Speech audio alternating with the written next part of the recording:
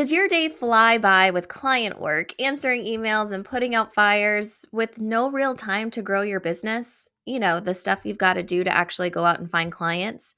Well, in today's video, I'm going to show you how you could spend just 1 hour a day to consistently bring in clients. And after working with hundreds of business owners over the last 10 years, I've distilled 5 very easy to implement strategies that you can start using today.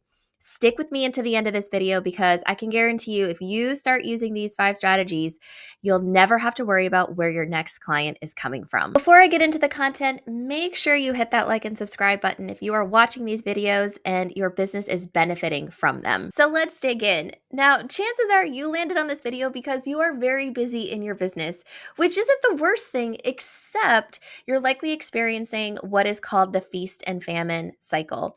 And what that looks like is you probably spent a couple weeks, maybe even a couple months going out doing all the things to find new clients. You're busy in the fulfillment weeds, delivering on that service. And as those clients start to wrap up, you're already thinking about, oh, shoot, I didn't do what I had to do to go find new clients. So now I've got to go out and scramble to find new clients. And the cycle continues. And this is a very stressful, very tiring cycle that many business owners actually never break out of.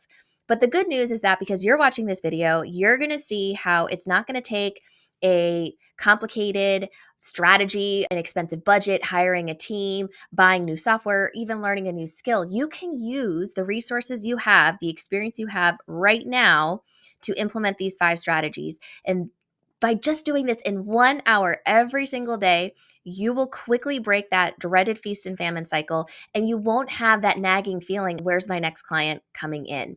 So grab something to write with, grab a piece of paper, and I'm going to explain what these 5 strategies are. And the way that I've broken them down is I have put at the very top the fastest, the closest to the sale strategy, and at the bottom are the more passive, it's a little further from the sale. And as I go through these 5, you want to be thinking about how can I consistently implement all of them rather than just one of them. So let's break down what these 5 are. So number 1 is every single day you are going to ask for a referral. So what does this look like? Well, if you've been in business, chances are you have past clients, you have people that have referred to you, you have friends, you have a personal and professional network. And so you want to be thinking about how can I leverage these assets that I have in my business and ask for a referral. Now, because you're reaching out to people that you already know, because you're connecting with people that have either worked with you or they know of your work or they just know you as a trusted professional, this isn't one of those where you have to overthink it or make it super complicated. Asking for a referral is something as simple as, reaching out, getting on a call with someone and explaining who you're looking for. And what I like to do is I like to attach a mission to what it is that I'm doing when I ask for a referral, because people love helping other people. And oftentimes, to make it easier or more exciting for people to help, attach a mission. So a couple years ago, I started saying to my business coach friends, because at the time I was doing online courses, and I would reach out to my business coach friends and I would say, hey, I'm on a mission to help female entrepreneurs package their expertise and get in front of way more people and become successful speakers and make lots of money from speaking by doing online courses and by selling online courses. And I had this mission that was about amplifying women's voices and helping women package their expertise and create this ripple effect, because if they were working with more people, then more people were having successful relationships, better health, all of that.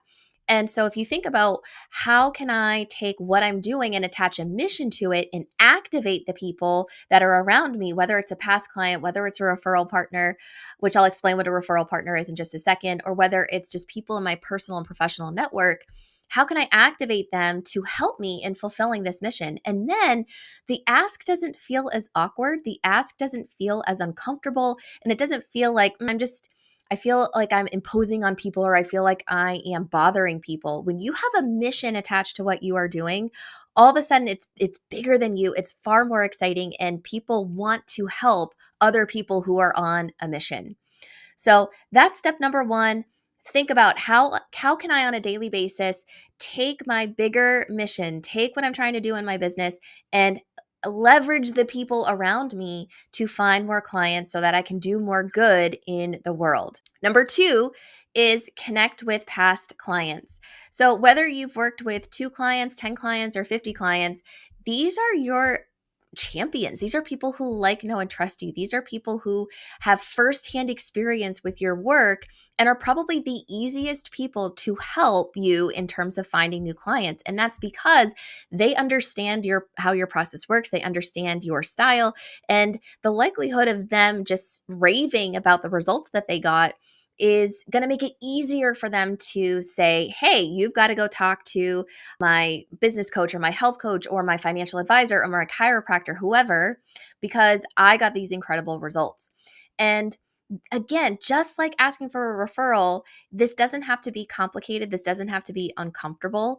All it can look like is, again, reaching out to these particular clients, especially those who have finished working with you in the past 30, 60, even 90 days, and leverage that mission. Specifically say, I'm on a mission to help X number of people lose weight, or I'm on a mission to help X number of people invest in their retirement. Whatever your mission is, reach out to your past clients and keep the message simple. You can either just get them on a phone call directly, which is probably the easiest. Again, these are people who like, know, and trust you. You don't have to spend 10 hours writing an email to get them to, refer to you. Ask to get on a call, explain who you're looking for, why you're looking to work with them, and how this past client can specifically facilitate an introduction. And sometimes that's as easy as, do you have a friend who falls into this category? Do you have someone you know who fits this description? Can you just facilitate an intro and I'll take it from there? So I think, at least with the first 2 steps, this is where a lot of business owners overcomplicate it because they don't want to feel like they're bothering people. They don't want to feel like they're encouraging someone to sell for them. None of that you're not doing any of that. All you're doing is you're reaching out and saying, I'm looking for these types of people. This is the mission that I'm on. Can you help me? And here's how you can help. And then you take it from there. Now, step number 3 is cultivate relationships with your referral partners. Now, for clarity, I want to explain what a referral partner is really quickly. So this is someone who offers a complimentary service to yours, but they don't actually directly compete with you. So the 2 of you will serve the same ideal client, but in very different ways. And so if you think about, who is my ideal client consistently around, who is my ideal client probably working with? So for example, if you're a financial advisor that helps people or women who are, menopausal, or people who are, they're approaching retirement age, right? In that age range. Who else are they talking with? Chances are they're probably working with maybe a health coach. They could be working with a therapist. They could be seeing, certain types of medical professionals. So you want to be thinking about who is connected to my ideal client consistently, and how can I form partnerships with them so we can refer business back and forth with one another. Now, it doesn't stop there. What you want to do on a daily basis is you want to be thinking about, how can I nurture the relationships with these amazing referral partners? And this doesn't have to look like you spending thousands of dollars and sending them gifts, or it doesn't always have to look like you directly sending them a client. A lot of times people will say, well, I have nothing to offer because I don't have a ton of clients, or I don't have a ton of resources or money that I could spend. You don't have to do any of that. The way you nurture relationships is think about, what is this referral partner what are they trying to do? What are they looking for? How can I help them in their business? Because if you know any business owner, everyone is looking for more visibility, more clients, more opportunities to get in front of ideal clients. So are they, for example, someone who posts a lot on social media? Can you engage with their social media content really quickly? Can you share one of their pieces of content? If there's someone who has a podcast, or they regularly post videos on YouTube, can you not only like and subscribe, but can you comment? Can you share the video maybe on your social platforms, or can you forward it to a client of yours?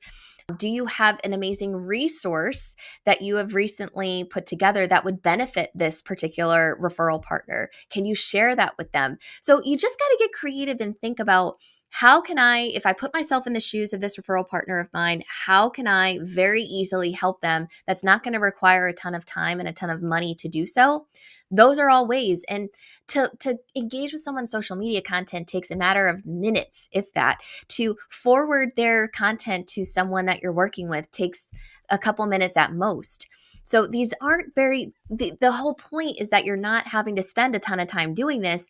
And if you think about this with number 3, if you're nurturing that relationship and showing them that love and showing them that you're invested in helping them, you're going to remain top of mind so that when it comes time for them to refer someone to you, you're going to be at the top of the list. Now, number 4 is all about finding a strategic networking or speaking opportunity. Now, that doesn't mean like in that day, you're going to do this every single day. You're not going to network every single day. You might not even speak every single day, but you're going to spend a little bit of time thinking about how can I this month attend 3 strategic networking events. By strategic, I mean, I know my ideal client is in there, or I know I have referral partner opportunities in there, or I know that it's going to be a chance for me to, speak in front of the entire group.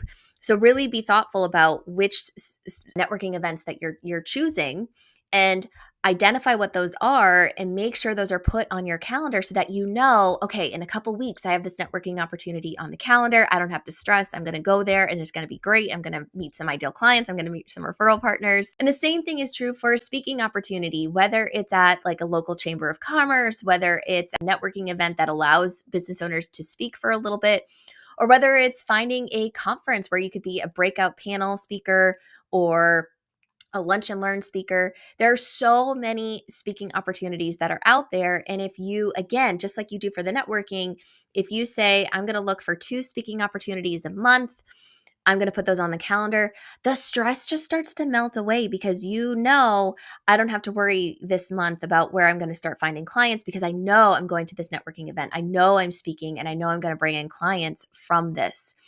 And again, you don't have to spend 3 hours doing this. Even if you just spend 20 minutes going onto Google, going onto social media, seeing where some networking opportunities or speaking opportunities are, and then you sign up for them and you put them on your calendar, that's it. That's all you've got to do. And if you do that every single day, you could fill up a couple months worth of speaking and networking opportunities, and you know that your pipeline is going to be filled with potential clients. So that's number 4. And number 5 is all about connecting with your community. And there's a reason why I left number 5 until the end. And connecting with your community just means that you want to think about, how can I nurture the relationships with people who are following me? How can I nurture the relationships with people who are connected with me online? So that could look like sending an email to your list, writing an email to your list that you can program and automate for another day or another week. Or it could look like posting a piece of social media content on one of your platforms or all of your platforms, depending on how proficient you are with social media. Now, the reason I left this one into the end, and I put it as this is the most passive, the most distant from the sale, is most business owners just prioritize posting on social media or sending an email. And well, yes, this is very helpful. This is one of those where it's going to help you over time. So if you're like, shoot, I haven't done anything to really find clients for my business, I haven't really been consistent with any of this, I'm just going to go post on Facebook and see what happens. You're probably going to be disappointed with the results because you're not going to have people knocking down your door necessarily to work with you. However, if you do this consistently, whether it's daily or multiple times a week, some people don't want to post on social media every day, but let's say you did. If you posted consistently every single day, just something, then over time, you're going to get people who are going to be thinking about you and reaching out to you, and it compounds. And so what you're seeing with these 5 is that this really, if you think about it, asking for a referral, connecting with past clients, nurturing that relationship, finding a strategic networking event, and posting on social media, you can do that within 60 minutes. And if you do that every single day, this is where you're going to start systematizing your marketing so that while you're busy working with your clients, you don't have to be stressing about where that next client is coming from. And that's the whole point of this, is that if we're going to break you out of that feast and famine cycle, and we're going to help you as far as releasing that stress and anxiety over where your next client is going to come from so you can grow your business, this is how you do it. Now, my hope is that at this point in the video, after listening to these 5 strategies, you have realized that marketing just doesn't have to be that complicated. It doesn't have to be that time consuming. And if you implement these 5 strategies, you will release yourself of that stress of the feast and famine cycle. But at this point, you might also be asking yourself some very, very real questions like, what strategic networking events make sense for me? How do I find speaking opportunities? How do I ask for a referral and find out what my mission is and communicate that in a way that gets people excited and consistently referring to me? How do I nurture the relationship without being weird or awkward? And how do I create content for social media that's going to really attract my ideal client? All of these are excellent questions. And I want to let you know that you don't have to figure these out on your own. So if you go to the link in the description, click on that link, it's going to take you to my calendar. Let's set some time to work together one on one with answering these questions that you have so that these 5 strategies are going to work for you and you're really going to master that 1 hour of marketing in your business. So go click the link in the description and let's figure it out together.